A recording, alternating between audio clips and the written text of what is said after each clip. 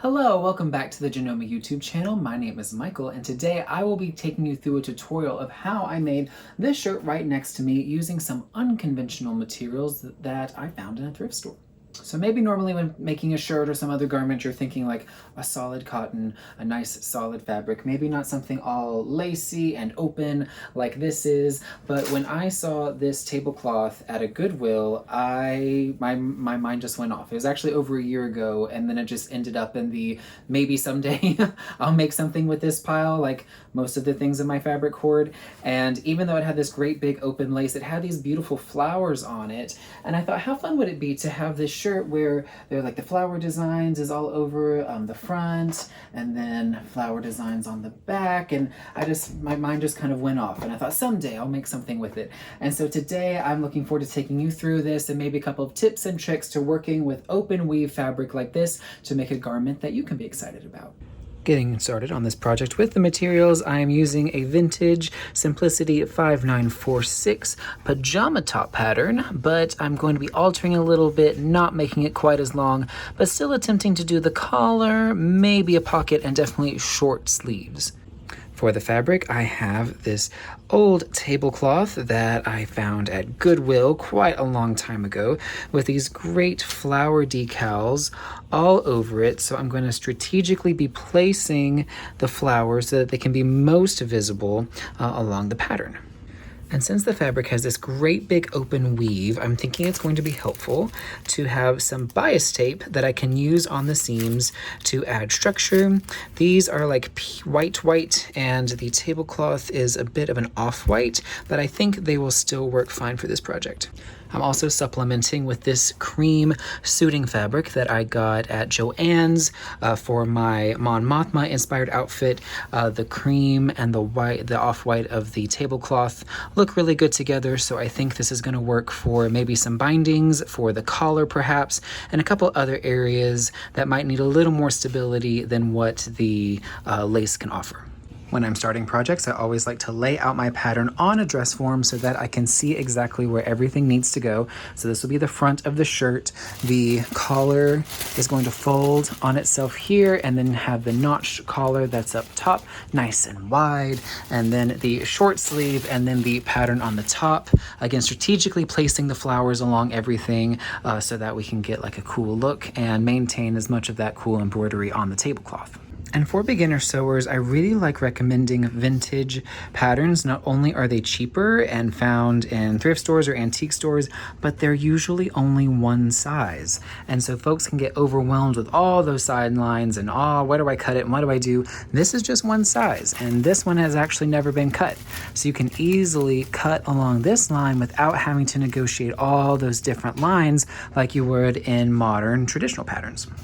I mentioned that I'd be shortening the pattern, and so right about this line is where it hits my waist, so I don't want it coming all the way down, basically mid-thigh. And so I like kind of where this crease is, so just measuring that is around 10, make sure we're on the right side of the ruler, 8, that'd be different, 8 inches, and I'm probably gonna move that over here and measure about 8 inches as well, so that it can be nice and even, and I'll need to do that to the front of the shirt as well to make sure everything stays consistent. Did you know that you can iron your patterns? Yes, even on a very low heat setting, we can gently and quickly iron out these old creases from this old pattern. Who knows how long this has been folded up. So we have a nice flat pattern so we can make sure that our cutting is nice and even along the work. Laying out the tablecloth, we have all of these roses here in this great big panel, and then a nice center line here. So I think this would be great for the back of the shirt. Laying everything out nice and flat and getting ready to cut. Doing my best to try to capture a nice clean line, getting right below this line of stitches, even though it's a little past the pattern, just so I can have a nice clean edge to work with. And I'm liking this design for the sleeves. I think the arch will work well there. So position the sleeve pattern, and then I've got one on each side, making sure that the front of the sleeve, which is here, has the same design on both sides so that they be mirrored. And always trying to think ahead. We've got a nice finished edge here on this, so I'm going to position the edge of the sleeve so that I can fold that under, creating the cuff of the sleeve once I'm ready to sew it. And then to achieve symmetry, I'm laying out the pattern on the other side, flipping it over and reversing it so that I can cut along that line, making sure that we've got lots of symmetry on both sides of the sleeves.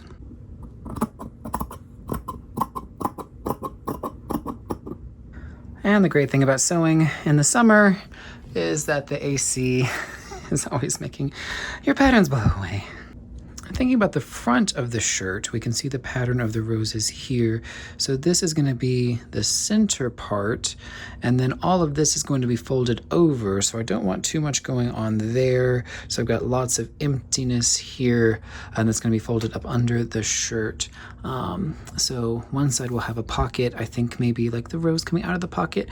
That would look nice. Just thinking about positioning where we want everything to be. Shortened 8 inches, just like in the back. I think this should work. And then again, to achieve symmetry, laying it on the reverse side so that I can cut it out and everything will be nice and even on both sides. And then cutting out the collar on this cream suiting.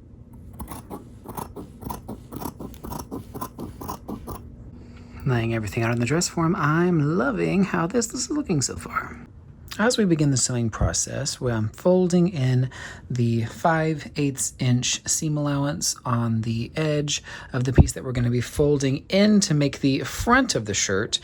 And so I'm looking for points of solidness, something that I can actually sew and pin into. So what I'm going to be using is this line here, this edge line, pinning that with the 5/8. And then once I stitch it, I'm going to get rid of these little tails here so everything can be nice and clean. Now, of course, we lose the line as we go on angles. And so just carefully folding this at the 5/8 inch as the instructions say, and finding that those solid points where we can. I've threaded my Janome M8, setting the stitch length to 3, got my off-white thread ready to go and in the bobbin case, and I'm going to start stitching using the guide for the 5/8 line that's right there, keeping the edge of my work there since that's the seam allowance for this pattern.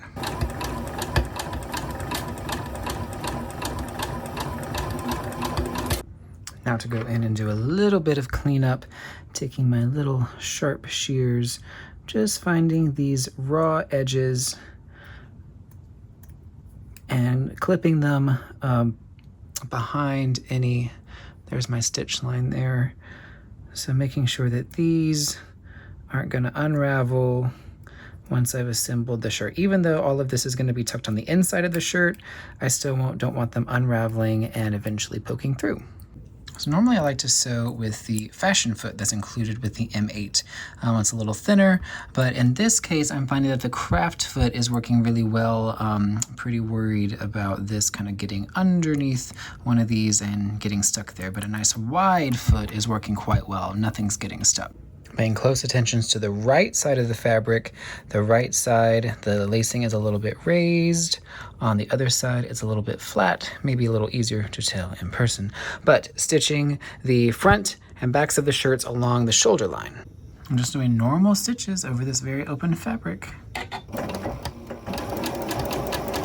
So now we have these very raw shoulder seams on the inside of the shirt, and you might be wondering, so how are we going to take care of this?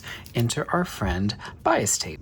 Bias tape is sold pre-made in all kinds of different colors. You can make your own bias tape, certainly, but I just bought this for the sake of time, and it is cut on the bias of the fabric, meaning a 45-degree angle to the up and down of the thread, giving it more stretch and give than normal ribbons or things like that. So it can go on curves, it can do all kinds of things. So what I'm gonna do is I'm gonna trim away the top of this seam.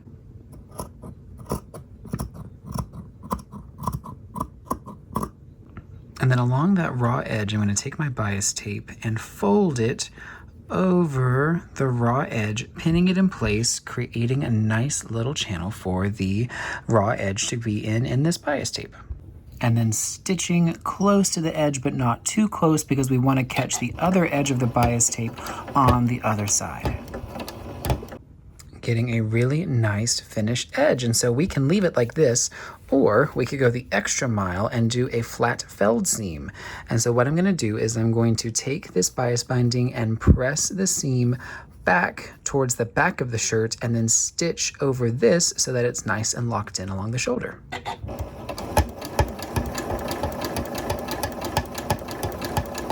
And it works beautifully. We have a nice flat felled seam on this shoulder, so now it's time to do that on the other side.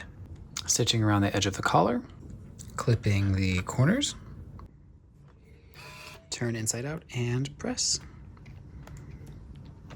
Clipping the collar to the neckline and stitching. I folded under the underside of the collar on the inside of the shirt, pinned it very close to the edges lining up, and I'm going to stitch closely to the edge so that we can close up the collar. Just like that. With the collar on, now it's time to do the inside of the shirt, so folding in the facings, creating this notched collar here.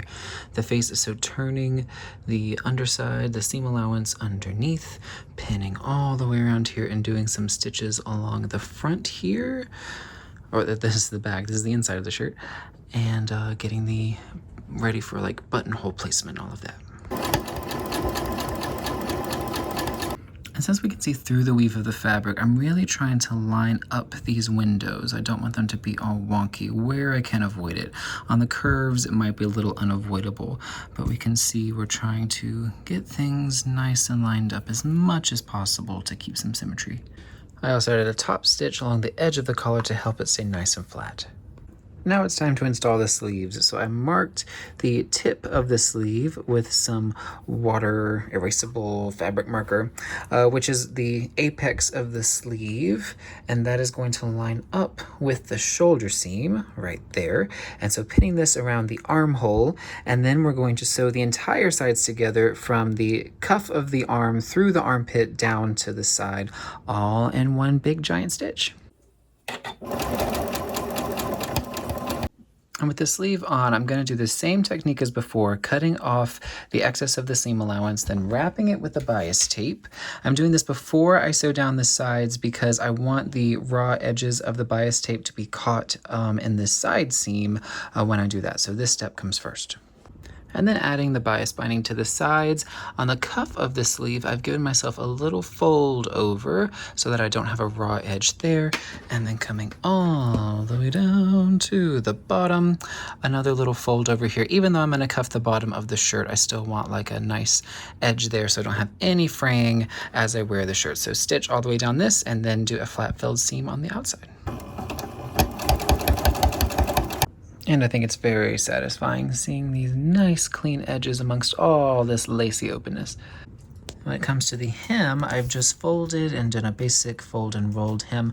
When it comes to the grid, where there's only grid like here, I've been very careful to make sure that I've got something on the underside for it to catch, because we've just got those raw little edges here, and so I want to fold it under maybe even a little more, just so there is something for that stitch to catch as I come through, because otherwise it's just going to get unraveled.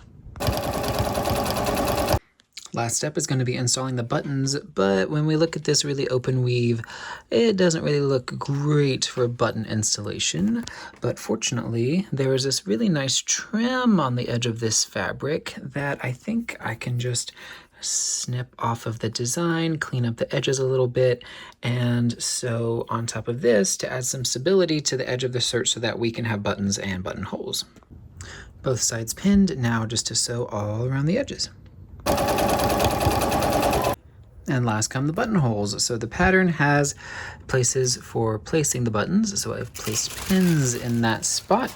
I'm not going to do like the pattern has do like horizontal buttonholes. I'm going to do vertical ones so that we can make sure to capture as much of this space as possible, nice and solid, so that the stitches actually have something to grip onto. Getting out my handy Janome button foot and got these little 4-hole buttons, placing them in the slot so that the machine knows how wide to make the buttonhole and get it installed. Moving to the button function on my machine, I'm just gonna go with a standard buttonhole and got the foot installed. We also need to remember to pull down this little bar right there so that the machine knows when to kick back. And I like to do a little tester buttonhole on a scrap piece of fabric, especially with vertical buttonholes, just so I know that I need to start a little higher above my pin because I want the pin to be the middle. So I'll need to start because the needle starts here and then goes all the way around. And